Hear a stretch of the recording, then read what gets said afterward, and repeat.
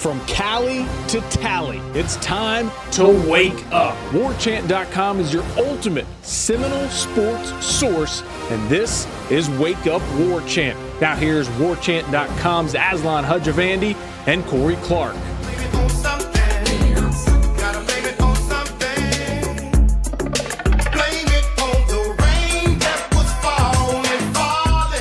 Hurricane Party Edition.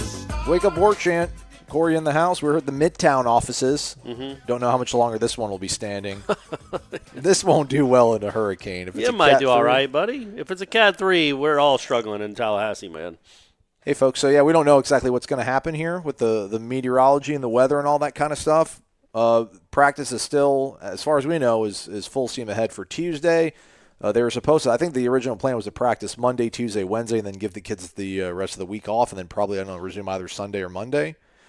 They've announced that campus is closed or schools are closed Tuesday, and they'll get back on Monday. So we think they'll still practice Tuesday. Wednesday, I don't know. They're supposed to be either a Category 2 or maybe 3 that's going to hit somewhere like between, I guess, Panama City Beach and Tallahassee. So yeah, you'll be heading back to your manor in the safe haven of Buford. Yeah, I mean, I think it's going to get up there too, but obviously with we'll take the less brunt. winds. Yeah, it'll be hopefully a depression by then. The Big Bend will eat the brunt of it. So I don't know if I'll head back to me mum's, but anyhow, we'll probably have we'll maybe do like one more show this week. I don't know. We'll figure it out.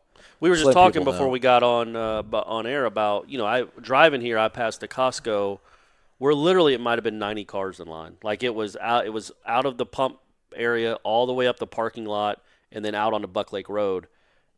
Probably 80 or 90 cars legitimately. And so what's that wait? An hour? Yeah. An hour and a half to get gas? I mean, I've never been and we were talking about like why I would drive to the Busy Bee. I would drive to Live Oak. I just couldn't sit there and especially if I get up there and then they're out of gas. Yeah.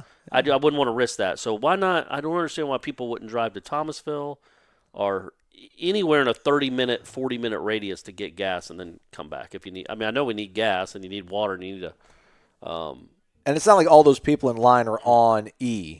It's not they can't make it anywhere further. Tanks, come on. I mean, I get that we all want to be gassed up, but that's really a sacrifice to go wait in line for an hour. Yeah. It's like having to wait for my kid at the elementary school. That's why I said about the video. I'm like, this is not the line to a elementary pickup. It's not elementary after-school pickup line. This is 7th Avenue in Tallahassee, the gridlock. I mean, anywhere that's a gas station right now in Tallahassee has a gridlock in all directions for several blocks. And it shuts down the road, too. Like, It's not just the people it's people trying to turn in, which causes a lot of delays everywhere. So, all right, everybody, if you're listening to this, in the area, be safe, though. Indeed. Get out of harm's way. Yeah. If you have the means to leave wherever you are, leave. People that get hurt or die in hurricanes that have the means to leave. But they're the ones that those are the ones that never they don't get hurt, those people. Well, you wouldn't think, but some people just like, no, I'm riding it out. I don't believe it's going to hit, or I'm going to, you see that all the time in these places. Like, they always tell us it's going to be a Cat 5, and it never is. I'm not leaving. And then sure enough, you're the one that's calling 911 sitting on your roof. Didn't they kind of swing and miss with the one in the Carolinas? Because that was supposed to be like the biggest storm in the Carolinas since, But, I mean, it was still an awful, awful thing, and there was a lot of damage and a lot of flood damage, but I don't think many lives were lost, thankfully, because, again, the beauty about hurricanes is you have a nice warning. Yeah. It's not a tornado. So get out of harm's way, people. And last thing about that, pro tip from me, if you need water, I don't know if there was 2 pallets worth when I left the Office Depot on Monday. Office Depot, yes. Shout out bottled water. To Office Depot. And it's spring water, which is delicious. You don't want that purified water, folks. Got the spring water. It comes straight from Mother Earth. The other stuff is just also on the tap. Find any jugs or bottles you have around the house and fill those up while your water's working. All right, look at Corey. There you go. And maybe I'm just speaking for myself because I drink so many bottles of stuff, but I got bottles laying around all over the place. You got more Diet. Just fill that stuff up with water, man. Diet Crush. Is there a difference between Sunkist and Crush for you? I don't ever drink Crush. Crush is where it's at. Pure sugar. Yeah. They don't have Diet Crush, I don't think. You got to watch that girlish figure. This isn't just Sunkist. It's Diet Sunkist. Gotcha. All right.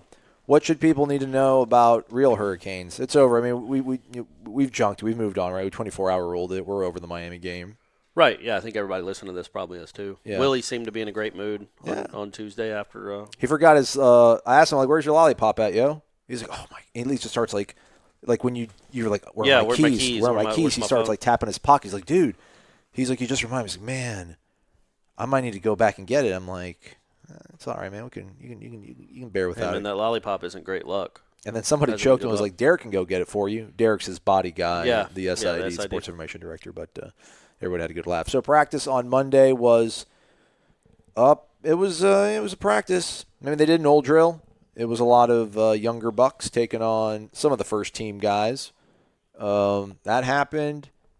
For what I saw, again, we had 6 periods. We usually have 5 periods. We usually don't get them on Mondays, though. Mondays usually Willie just has a press conference during a regular week, but since it's a bye week, they're kind of changing things up. But from what I saw, I only saw DeAndre take a few snaps, and that was when they were just working on handoffs, jet sweeps, and mesh point stuff. When they broke out into receivers and quarterbacks, actually running some routes, they did another 11 versus air kind of drill where the offensive line, receivers, running back, quarterback run out there, and they run a play, they get a 10-yard gain or whatever, and they stop, they look at the sideline, they just keep running plays against air over and over again. I didn't see DeAndre take any reps in that. I didn't see DeAndre take any reps when quarterbacks were throwing to receivers on some of the route concepts they're working on or whatnot. I don't know if that's just kind of like it's a bye week, let him rest maybe a little bit, let these other guys get a little bit more familiarity with what they want to run, because he's not going anywhere. He's still the starting quarterback, and anybody that thinks otherwise, Willie Taggart kind of shot you all down. That was a pretty full-throated endorsement of his quarterback, I would think. He was asked by. It's weird about that. He was asked by Ira, right? Yeah. And he basically, how did Ira phrase it? Like, I was just like, hey, because they did like last call for questions or like anymore, and Ira's like, DeAndre, just like you have to ask you. DeAndre's still the guy. Just kind of something along the lines of that, and I think he even said like I already know. I think I already know. Yeah, the answer, yeah. Ira said, you already know the answer, but just making sure DeAndre's still the guy. And then Willie's like, what? He's like, I already know the answer. Just is DeAndre? Fans want to know, is DeAndre still the quarterback? He's like, you have to be kidding me. Yeah. So there's I have a couple thoughts on that. And now that was the prologue to a Q&A that several times turnovers came up about how turnovers were bugaboo. Right. Said that he literally told the team. The epilogue. What did I say? You said prologue. Is that the previous? Yeah, that's epilogue. Epilogue is after, yeah. Look at that. So that was the epilogue to the prologue. There you go. Now tell people what the prologue was. Prologue was he literally said he told the team, if we don't turn the ball over against Miami, we're going to beat them, which had those words actually been executed would have been prophetic. Correct. So, and he said it after the game that he harped on that more than anything, even more than the penalty, taking a touchdown away. And he harped on it at it again on Monday. And it's not only that. So you combine that, like he can't get over those turnovers. He just can't. Now McKitty didn't do the right thing on one of them, but he's still really frustrated by those turnovers. And they're 117th in the nation in turnover margin. Jeez, really? Yeah. It's not good. That's crazy. I mean, that's just crazy. So they're awful in turning the ball over. And Francois has been a part of that, and so you have a head coach after the game really frustrated by those 2 turnovers, really frustrated. Mm-hmm. He's still frustrated on Monday. So much so that he probably brought up turnovers and being smart with the ball. Mm-hmm. He probably said that another 5 times in an 8-minute interview about being smart with the football. You can't turn the ball over. Also, after the game on Saturday, he talked about, man, all those sacks aren't on the tackles. He's got to hitch up. And he keeps saying, he said hitch up at least 2 or 3 times in the last couple of weeks. He's got to hitch up on his drop. If it's not, the first, second read's not there, he's got to pull it and go. That's he's like, it seemed almost the way he was talking on Saturday after the game was exasperation. Like he couldn't believe it's still happening. That he's still just sitting there at the back of his drop waiting to be tattooed upon by defensive ends that they can't block. Like at some point, the kid's got to learn to scoot up and go. Scoot up and make a throw like he did a couple times in that game, or tuck it and run. But you can't just sit. I mean, you don't look at the tackles, man. You gotta adjust to who you're playing with. And I mean, it's nice. Francois is a really tough kid, man, and he believes in his teammates enough to always drop back and go through his reads as if it's he's playing behind Cam Irving and Brian Stort. but he's not, and he hasn't learned to maybe make an adjustment to the way he plays the position. So all that being said, all that being the prologue, and the fact that he was really kind of hard on DeAndre after the game, I thought, and the fact that they had 45 yards in the second half. Man, 45 total yards. 45 total yards in the second half. They had a touchdown taken away, but that wasn't a Francois. Those weren't Francois yards. Man, people are right to wonder. I mean, look at what you're doing with this offense.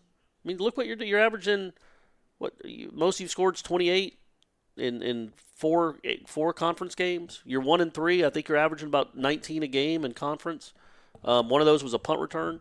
The offense still isn't anything what it needs to be and where it needs to go. So it doesn't seem like he's running it well. So I think it's a fair question, man. I know Francois. I think Francois is a better player than Blackman. I think if they're both in Jimbo's offense, Francois was obviously the better option, in my opinion. Okay. But, we haven't seen anything from DeAndre consistently to make us think that he's getting better at it. I guess that's the biggest point, right? It doesn't look like he's improving much at it. So that's a fair question. But we keep saying the team's getting better. So are they getting better at other facets of the game? I think so. I mean, they're getting better on the other side of the ball. They got better in special teams. I thought they played with more energy. I thought the running backs ran harder. The passing game, you're still the kid. Sometimes is just a sitting duck back there sometimes, and you just wonder again how many yards. I mean, I think some of these plays are really nicely designed, and they should work, and they're not. And it's certainly not all on the quarterback. Just like when an offense is great, it's not all on the quarterback. There's a lot of things that work together. But whatever, you just scored. You got shut out in the second half, and you scored You had 45 total yards. Shut out offensively. Right. Well, you did. I mean, you had 6-7 drives in the second half. You might have got 3 or 4 first downs. You didn't do anything except for the one drive where they took the touchdown away. So it's not like it's outlandish to think that maybe something needs to change there. Well, obviously, Willie knows better, yeah. And obviously, all that tells you the fact that he was so adamant and almost I don't even know what the word would be, insulted by the question, leads you to believe that the guy behind DeAndre is just not nearly as good, which again might make you wonder about where this offense will be at this time next year. Well, what are we thinking? He's not going to be here, Francois? Are you going to go put his name in the draft? Head on No, out? I'm saying through 6 games he hasn't made really any improvements at all at running the thing. Yeah. Why is that going to change by this time next year? Yeah. So do we have, what is that, 18, 19 more games of watching him run this offense? And is he going to improve? He's got to improve. What's the argument on behalf of Blackman? I heard one of the other guys in the beat was saying, came up to Ira and was like, Ira, that was a good, was trying to coach Ira up as if Ira isn't the dean of Florida State writers or whatever. Like, hey, I thought that was a good question. I thought that was fair. And was like, at least I think, at least the running game I think would be better with James Blackman. I'm like, why? Well, because he might be willing to run. And Francois obviously didn't practice on Monday. He's with the list while we watched. Yeah. He did get knocked out of that game for a play. I mean, he's taking a beating, man. He just takes a beating back there.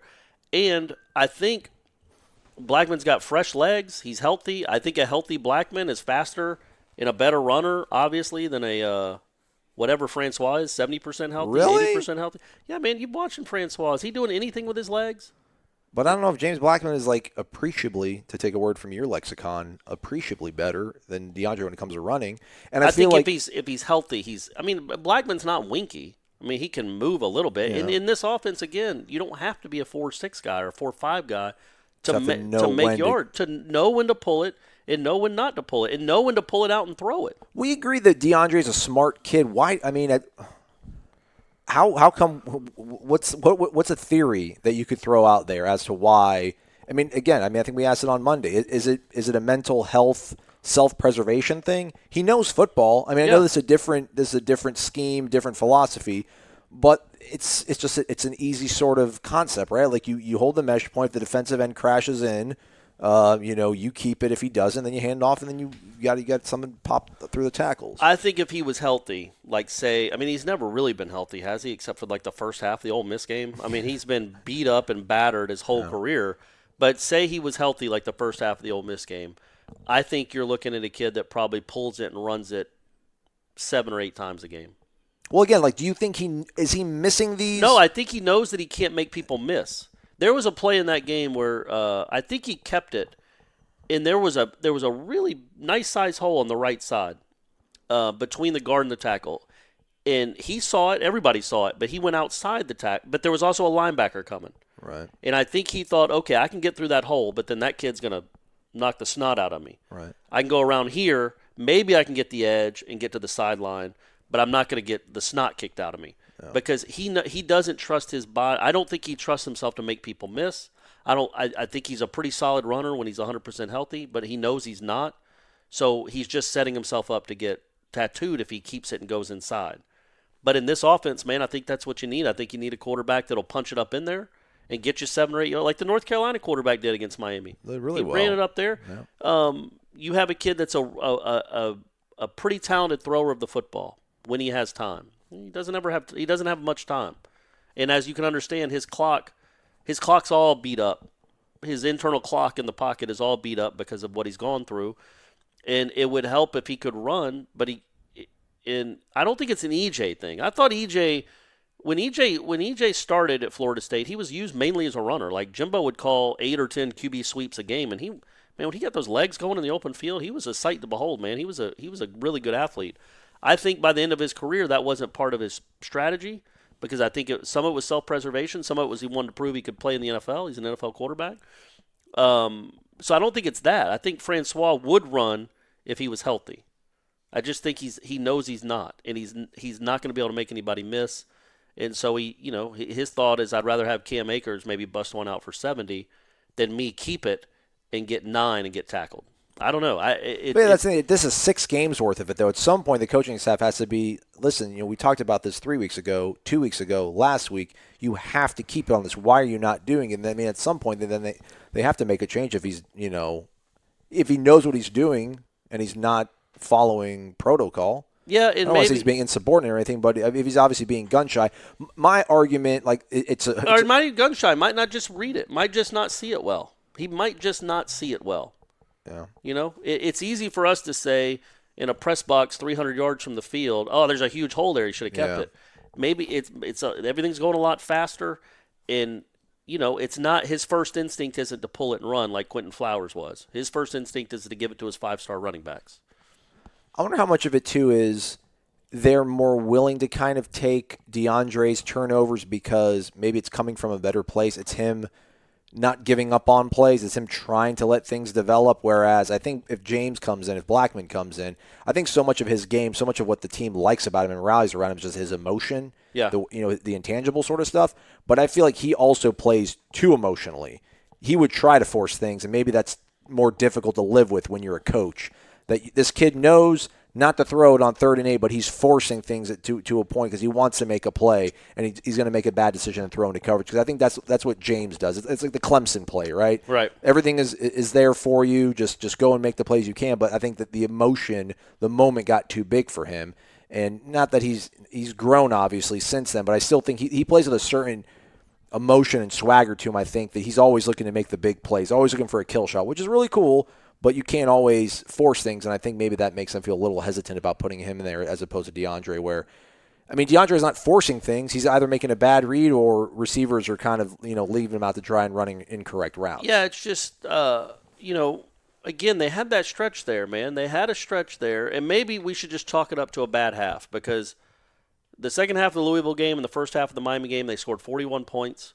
They moved the ball. Yeah. I don't know, what is that? They had 6 touchdowns and 2 field goals. They in basically a whole football game. So they showed what they could do, and Francois looked really good. He played well against Miami in the first half. Yeah. He was 9 of 14.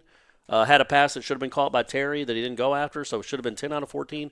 He played well throwing the ball. But that's not what this offense wants to be, and you can't fire the whole offensive line. That's that old saying about, well, you can't fire all the players. You got to fire someone with the coach. Right. When your offense is still struggling, so much of it, this offense is based on the quarterback. And again, all this tells me, I'm not saying there should be a change. I'm really not. Obviously I trust them. I trust Walt Bell and Willie Taggart to know what's best for their offense. All that should tell everyone is that it's not close.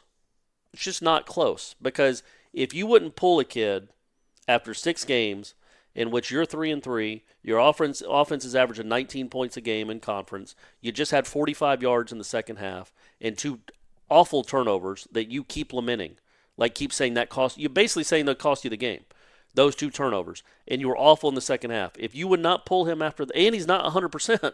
Right. So if you would not pull him after all that, if you're still incredulous that a question was even asked about it, well, then it's not close at all. Like, James Blackman has 0 chance of replacing him unless he gets hurt.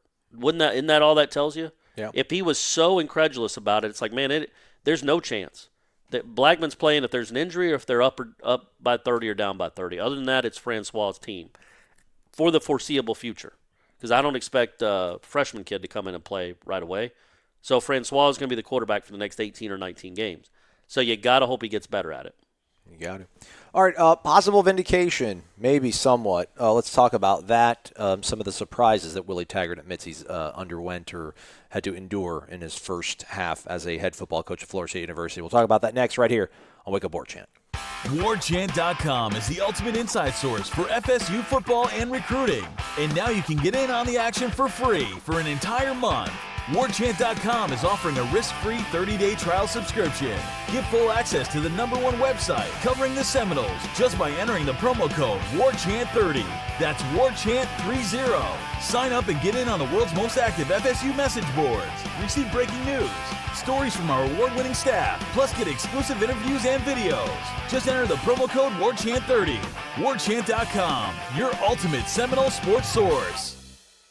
Here comes the story of the hurricane. The man the authorities came to blame for something that he never done. How about Oklahoma firing Mike Stoops? Yeah, how about that? About that? I'm always a little bit, I don't want to say jealous. I mean, that's a man, his livelihood. But to see programs like that, this is just unacceptable. I mean, 9 months removed from being in the playoff. Like, yeah. Nope, you're gone. And they were undefeated, right? Yeah. They were undefeated. Now, their defense hasn't been good. They play in a conference that doesn't play a lot of defense.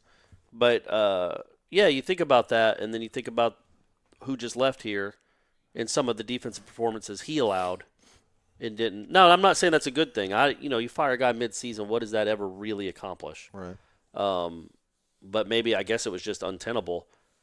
But, yeah, that's pretty remarkable to fire, especially a Stoops brother at that place. It's pretty remarkable to do that in the middle of the season. I mean, we did with Jeff, but, I mean, good Lord, that was years. Well, that was he resigned, and he still finished out the year. Oh, that's right. There wasn't this. It wasn't just a guy that that family name at that school, and then that's a hard decision, man. That's crazy. What's that head coach? He's 34 years old. Stoops' brother's probably 50 or something. He's been a head coach. His brother was Lincoln Riley. Yeah. Right. He's 33, 34. Yeah, he's he's younger than I am. And going there and him and Sean McVay, jerks. Yeah, I know, right? That guy can coach, huh? McVay. Good Goodness, he makes Jared Goff look like Dan Marino. What do you like Jeff Fisher? Look, Jeff Fisher had Case Keenum, Goff, yeah, and Foles all on the same roster. Yep. Can't do anything with them, man. Some guys just can't. They can't. And he kept getting jobs. I know. That's how it works, man. So, yeah, it's interesting that just the way the sport is now that you would fire someone. Wake did it too. 3 games into their season. Notre Dame did it. Didn't they do it last year with Van Gorder? Didn't he start the year Van Gorder as their coordinator? I don't know if it was last year or 2 years ago. Well, yeah, because Elko was there yeah, last year. The year before, I think they got in the middle of the season. Then Greg Hudson, of all people, got promoted, former linebackers coach. But they got Ruffin McNeil, who was the head coach at ECU, and then they got Bob Diaco, who's actually the linebacker, who's actually be the defensive coordinator at Notre Dame when they play the national title game. Anyhow, speaking of the Notre Dame By the way, but what's funny about that real quick is that apparently Oklahoma fans were done with Venables. Like, they hated him. Yeah. Whenever that was, like 2010, 2011, like, man, yeah. Get out of here. We're tired of you. Much like Florida State fans were with Richt, kind of. Like, all right, man, go take that job. That's awesome. We're tired, especially 13-2, and never could run the – anyway, those coordinators always get so much grief, and Oklahoma fans were elated when Venables left. Yeah. And then now look at what he does at Clemson and what's happening in Oklahoma. Crazy how that all works. Oh, yeah, sometimes fans don't know better. Sometimes, very rarely. Reminder, folks, if you're going to go to the Notre Dame game, which I think you should, should feel good about things. I think that's a game. I think nothing to lose. Nothing to lose. Go in there and shock the world. Be a 17-point dog at least, probably. Yeah, and you don't have to do any planning because the people at the good folks at GameDayExcursions.com have you covered. Check out the website GameDayExcursions.com. Again, there's like a yacht party that's going to be flowing through downtown Chicago. There's a tailgate for the Notre Dame game. There's actual bus travel. They're going to have mimosas and like a Bloody Mary bar on the bus. It's going to drive you from Chicago to South Bend for the game. Have you ever been on one of those? No. I went. Real quick, though, use the promo code WARCHANT for a $10 discount. Yeah, now back to Corey's story. I went when I was 15. We took my dad, the Atlanta Seminole Boosters, went to Auburn on a party bus. Ooh, nice. And I was 15, so it was kind of lost on me a little bit. Like, I was actually upset we couldn't watch other football games because it was a night game. But, man, what an awesome way to go to a game that's like a few hours away, like Chicago to South Bend. Definitely. Man, that's good. That's good stuff, right? All right. We saw that. We walked by one going to the Hard Rock. Yeah. People were getting out of that, and it looked like it had poles in it and lights and, it looked like a club in there. So, yeah, man, party buses are fun.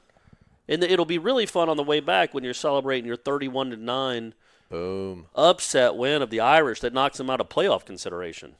I feel good about that. I feel almost better about that game than I do Clemson or Florida. I'm not going to be able to sleep for the 2 weeks leading up to the Florida game at all. Come on, that buddy. Game, man. At what point, I mean, that game is, golly, Willie Taggart, for his own self-preservation, needs to hope that he's got 6 wins going into that game. I don't know if they got 3 right now. They'd have to win 3 more. I mean, Wake, Boston College, and then, I don't know, maybe you sneak one past Notre Dame. NC State. Oh, yeah, NC State, because last thing you're going to want is 5 wins going to the Florida game right now. And I don't know what the last thing you'd want is 3 wins going. Well, yeah, to the that's Florida true. game. Yeah, I mean, I wasn't being literally about it. I don't even know how good those losers are, but they keep winning. I mean, them going and beating Mississippi State is the equivalent of if Florida State walked into Kyle Field and beat Jimbo Fisher. I think it's more like going to NC State. I think those are similar teams. NC State, Mississippi State. I'm talking about the emotion. Oh, sure. He used to be the head coach at Mississippi right. State. Dan Mullen Yeah. has to go back there. Yeah. So actually, no, it's more like Texas A&M. Texas A&M coming into Be like Tallahassee. Florida State going to Oregon. Okay, yeah, there you go. Yeah, a lot of deep-seated ties between the Taggart clan and Eugene, Oregon. So yeah, I'm very nervous about that. It continue to be. I guess hopefully we've sort of avoided that conversation, but I don't know. That conversation definitely gets broached and becomes a talking point the entire offseason. That if he does lose that game, is the fact that these 2 guys both took over programs, new systems. I mean, it's to a certain degree, obviously, Willie's system's more radically different than what was previously here as opposed to what Dan Mullen has. But the cupboard here was much more stocked than UF. Yet this guy. Well, so I come don't agree on. with that. Jim McElwain didn't recruit anybody. Come on, Corey. The way I would judge that, let me put it this way. The way I would Felipe judge Franks was an absolute punchline. Because that's quarterback. Yeah, Florida State has an advantage at quarterback, but they don't at offensive line at all. Who do they have on the? It doesn't matter. They have everybody that's better than these guys. I looked it up last night on that pro football stuff, man. Their highest rated tackle is like 230th in the country, 260th in the country. They have 3 of the bottom 50 tackles in the country playing for them. So my point being, though, I had we talked about it on headlines because I was saying that Jeff was saying in 2016 Florida State was much more talented than Miami, but they kept it close. And I'm like, man, really? Were they that much more talented? I mean, how do we judge that? Dalvin. Because, they had Dalvin, sure. Yeah. But do we judge it on NFL draft picks? Because that 2016 Miami team, I looked it up, had 19 draft picks. Florida State so far has had 7 guys drafted off that 2016 team, or 8. Yeah. So how many guys you look at this Florida State roster are NFL draft picks? How many are from Florida? I wouldn't say it's light years difference. I mean, if you're looking at NFL talent, this roster isn't loaded with it. All right, whatever. They're about equal. Florida's defeated ranked Mississippi State on the road, number 5 LSU at home. Yeah, no, I'm not saying that Florida State's playing better than Florida. I'm saying that I don't think there's the discrepancy we thought with these recruiting classes that Jimbo was bringing in. It's not there, man. It's just not. I watch these games. You don't see there is not one dude on that offensive line that you say, yeah, He'll be playing on Sundays. Give me him. There's only a couple on the defensive line. There's 0 linebackers that have proven themselves to be draftable. And the secondary is not very good. So we get caught up in these recruiting rankings, and I get it. And some of that is development, and that goes to this coaching staff. Like, you got, Greg Fry, you got to coach, man. You got to coach. I know you don't have, it's not chicken salad you're dealing with here, but try to mix up something that we can put on bread and eat. So something that is edible. So it's not all on the former staff, but I think when you look from this draft, next draft, and the year after that draft, do you think Florida State's going to have more people taken than this Florida team or this Miami team?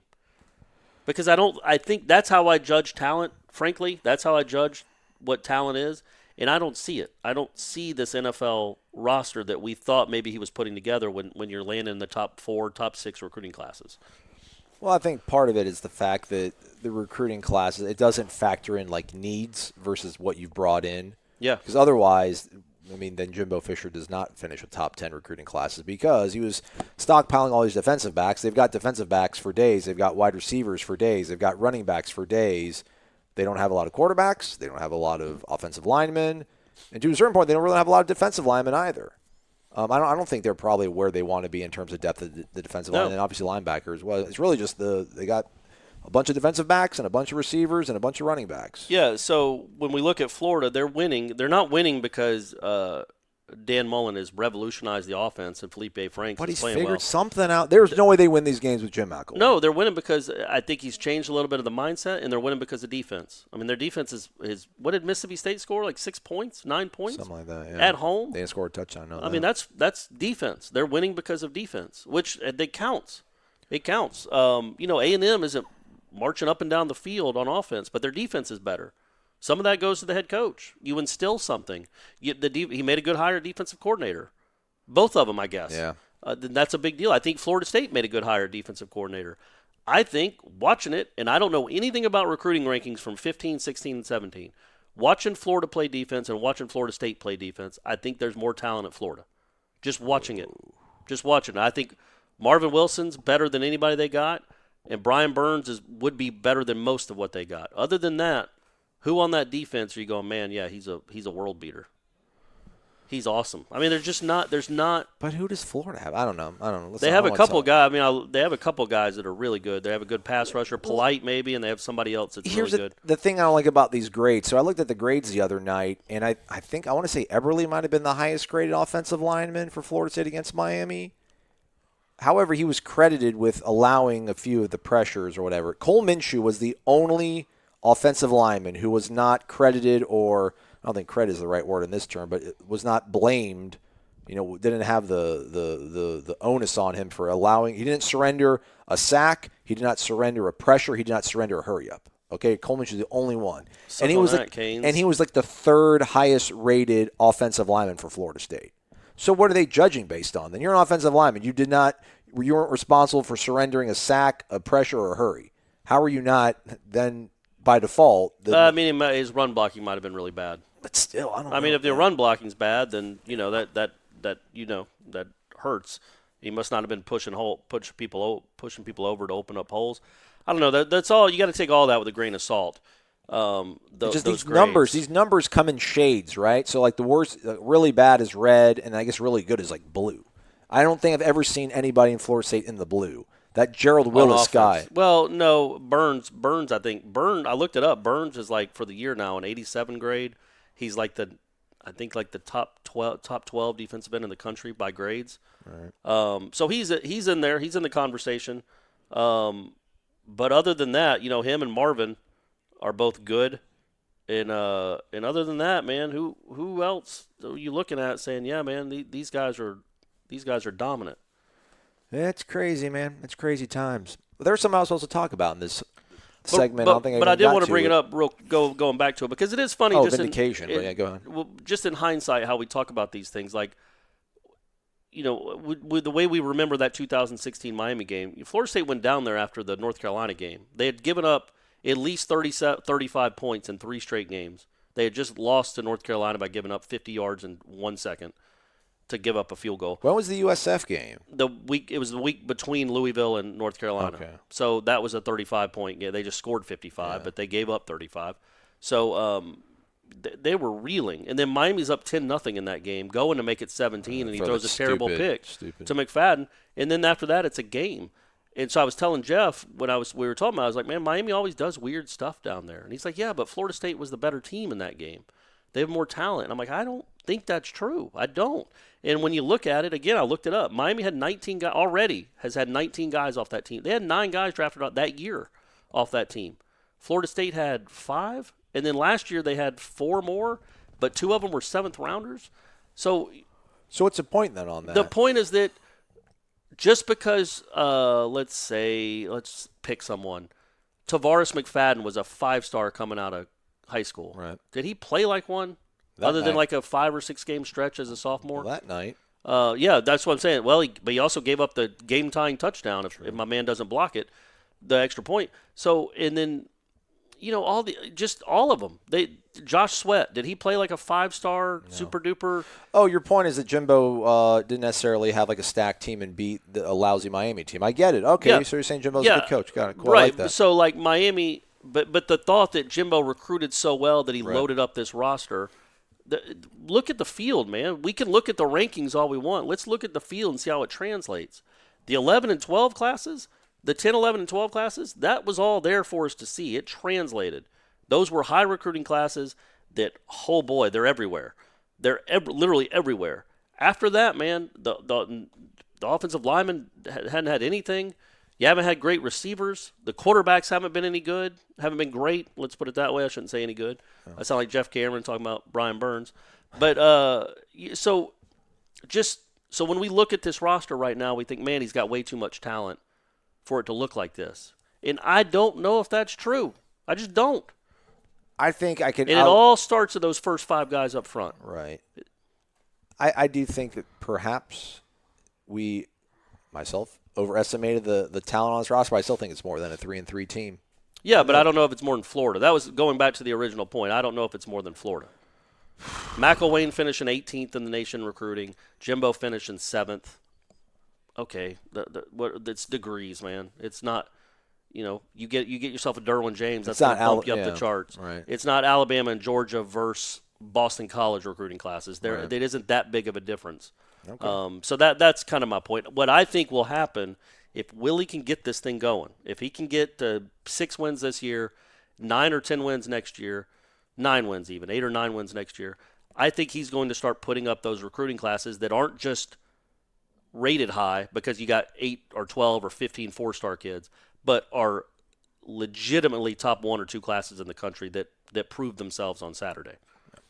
All right, let's step aside and come back and talk about what I was supposed to talk about. Sorry, buddy. Not your fault. It's my fault. I ramble. We'll be right back after this. It's football season in Tallahassee, and the only place to go for FSU apparel and merchandise is Garnet & Gold. Locally owned and operated by Seminoles for Seminoles for nearly 40 years. Garnet & Gold has the best selection of FSU merchandise in town, but what we really sell is tradition and passion to serve you, the true Seminole fans, at all 3 of our locations, West Pensacola Street, Killarn, and our flagship store across from Regal Cinema. Online at garnetandgold.com. Shop local and go Noles.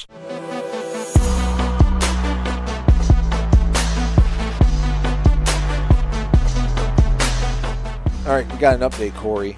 There is practice this morning. Wednesday, there will not be practice. Oh, all right. Seems fair. Let me go on ahead and say that. And he'll not be on the ACC teleconference on Wednesday either. So we'll get to talk to Harlan Barnett later today. No talking to Walt. That's weird. I think usually doesn't Walt go on Tuesdays, and then we usually get defense on Wednesdays. But since doesn't want that quarterback question again, is what it sounds like. Yeah, not going to get Walt, so then we don't have to talk to DeAndre either. But we'll get to talk to the defense and get to experience and witness some of the practice. All right, what's the vindication? Oh, yeah, Let's go. Not vindication.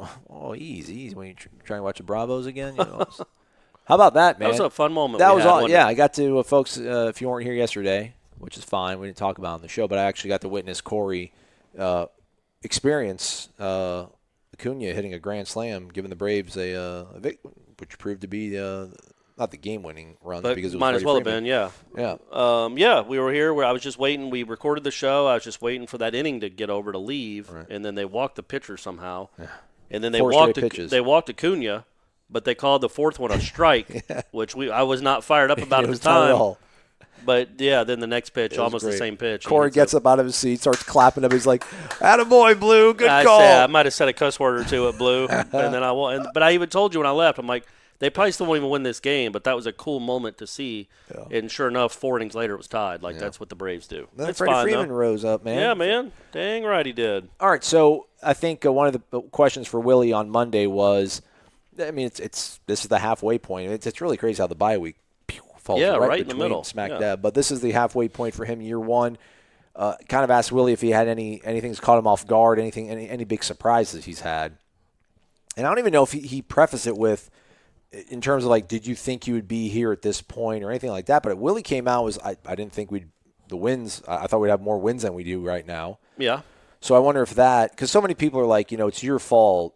And not saying like at me, but it's like anybody that thought this was going to be smooth and 9-10 win season, like that's on you. That's not on Willie. This was going to be a rebuild, a retool. It's going to take time. But when your head coach comes out and says, yeah, I mean, it didn't strike to me as some sort of political, diplomatic thing about, I thought we were going to win every single game we're going to play because that's my expectation and that's what Florida State football. It wasn't one of those sort of things. It kind of felt like, yeah, I mean, when I took this job, kind of looked around, looked at the schedule, looked at this and that, and it kind of felt like we'd probably have 4 or 5 wins at this point. We don't. I mean, he wasn't down on it, but I mean, the fact that he said that to me, I don't know, it made me feel a little bit better about sitting here for a month and a half talking about 10 wins. Because again, I mean, the Syracuse game is just, the Syracuse game and the Virginia Tech game are just bizarre. The Syracuse game is the one thing. You can say maybe if the Nooney play gets called a touchdown or gets reviewed, or if Keith Gavin catches that one pass that got thrown a little bit behind him. Well, it was a little bit behind him. He should have caught that ball in the end zone against Virginia Tech. There was a couple plays that happened in the Virginia Tech game that you're like, okay, could have swung things, and maybe Florida State had some sort of momentum, but that's still being a little too optimistic game for a Florida State fan. Syracuse game, absolutely not. I mean, that game just they were not playing winning football at any juncture in that football game. Yeah, Miami game, again, a 20-point lead. You'd hope you can maybe pull away 4-2 and 3-3. It just sounds so much different, especially when you're talking about one of those wins have been over Miami. But yeah, I mean, just the fact that we're here at the midway point and he's at 3-3. That the fact that he's surprised by that's a little bit encouraging to me. But maybe the things were in place for him to have instant success that we had hoped. It would be odd if he hadn't have said that, though, right? If he'd have been like, "Well, I thought we'd be around 3-3." No. The thing is, I don't think the question. I should maybe go back and listen to it. I don't think the question was something about, did you think you would be here 3? There was nothing about. It was kind of about, has anything surprised you just in terms of, I don't know, maybe the players, the talent in this conference. I mean, those are the sort of things I think that question opened up to. I don't think the guy even asked a question in terms of, let me see if I can bait him into talking about the fact that right after that, he did say, he's like, but I did know that we couldn't afford any injuries up front. Right. And that didn't happen. Obviously they lost their best guy.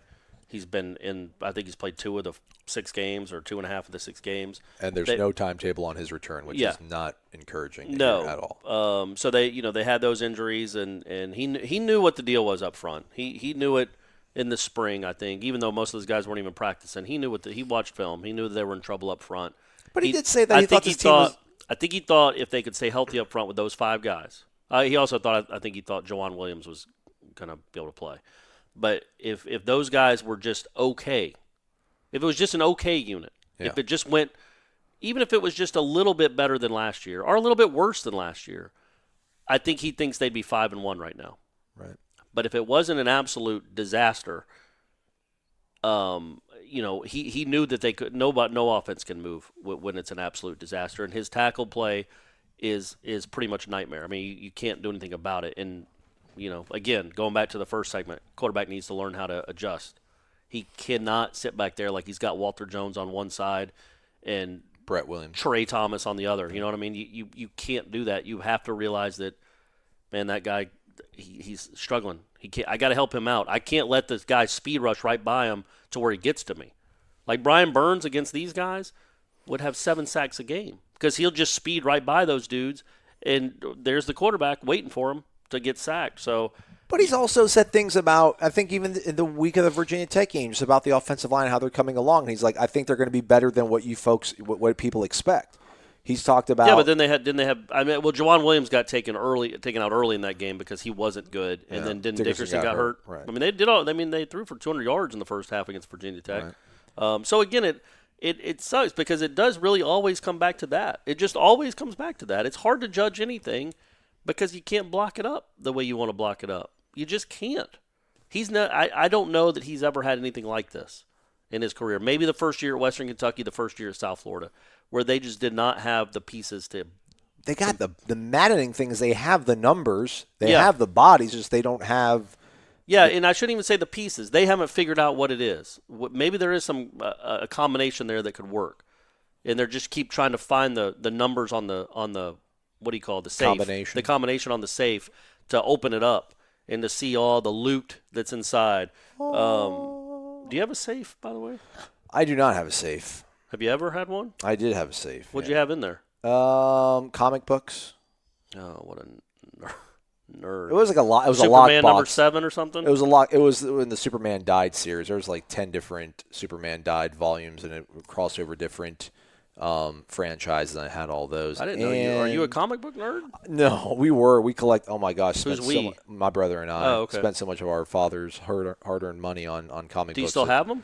Yeah, they're in my mom in like a. But in a are they storage closet. Are they some? No. What about the ones that were in the safe? Those ones I don't think are even worth anything either, really. Oh. Actually, calling it a safe is overshooting. It's one of those like lock boxes. Like, when you go to a high school football game and they put the money in the little thing, that's what it was. Oh, okay. All right, but my parents do have a safe though in the garage, but I don't think there's anything. What's the combination? In it. Do you know? I don't know. I don't even know I don't even know if they have anything in it. My dad got an estate sale and just left it there. Their address and the combination of that safe whenever you get a chance. Will do. My dad had something called in Persian. He had this really cool black suitcase, and it was called Keith James Bundy, which translates into James Bond suitcase. Because the combination was 007. Oh, all right. There you go. Yeah. Fair. Okay. Yeah. So seems kind of easy to figure out, though. Yeah. There's actually a whole bad story behind that. My parents never left home. They'd always stayed home, but we never had parties at my house. And then literally the one weekend they left, people broke into the house and stole that briefcase that had like a lot in there. A lot of comic books. Yeah, lots of comic books. Lots of comic books. That's rough. So yeah. So we hope. I mean, you just hope that they can figure it out on offense, man. And we do, and we think they are. We think they're heading in the right direction. Obviously, we think they've grown week to week. Unless you've changed your mind. I think there's stuff to be encouraged by. I thought Akers ran harder. I think again we're halfway through the point of the season now. I think we know who their two best players are on defense. Who was their best player on offense? I was about to say, maybe we're at the halfway point. Maybe next show we'll do like an awards. We'll do like the award show. Oh, Lord. Like biggest surprise. We don't want to say disappointment because that hurts feelings, but maybe biggest, I don't know. I'll have to find a diplomatic word to use for disappointment. Yeah, there we go. That's better. Offensive MVP, defensive MVP. Yeah, I don't know who the best offensive newcomer. MVP is. I mean, I don't. I don't know who their best player is. Tamorian Terry, probably. I guess, right? I mean, he leads them in touchdowns, but it's not like he's dominating games. He's got 13 catches. I think he's got 13 catches, 5 are touchdowns. I know one of them was a 4th down conversion against Louisville. Yeah. No, he's a money player, man. And so I'm saying, as you look towards the future of this team, when you think about 2019, that was the thing about that game, which was so weird. And I think I said it yesterday was. You watch that game, and you're like, man, this team could be something in a year and a half. Everybody that was on that offense comes back. Most of the guys that were on that defense come back. They should have won that game. There's a chance they might beat something, and then because I think Terry's an NFL player. I think Trey McKitty's an NFL player. Cam Akers will play in the league. They really miss LeBourne.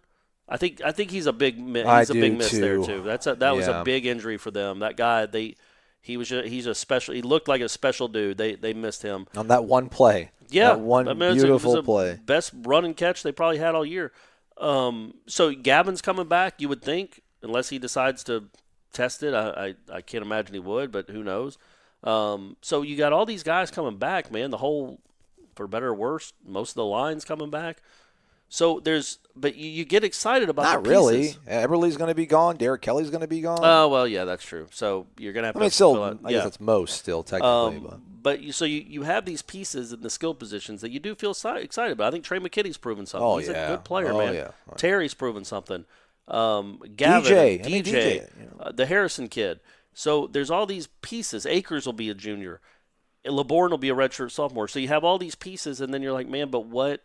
Who's the trigger man? Who's the trigger man, and who's going to block it up? And can they get on some page and find some symmetry, some symbiosis where they can work together and he's not getting killed against any good defensive line? Because it's about to get rough, man. Symbiosis would be like that. Well, actually, you can feed off somebody else, like the offensive line. Yeah, that's what I was saying. Yeah, it's got to be a symbiotic relationship. Okay. So, you just if they can figure that out and keep him upright and have him run this offense just okay, not great. He doesn't have to be Quentin Flowers, but if he could, or the kid at Central Florida, he doesn't have to be perfect with this offense. But if he can just be pretty good at it, with everybody they got coming back, you start to feel a little hope. Like, okay, this could be an 8 or 9 win team. Yeah. It's a really young team. It is. So, but these next 6 games are going to be really interesting.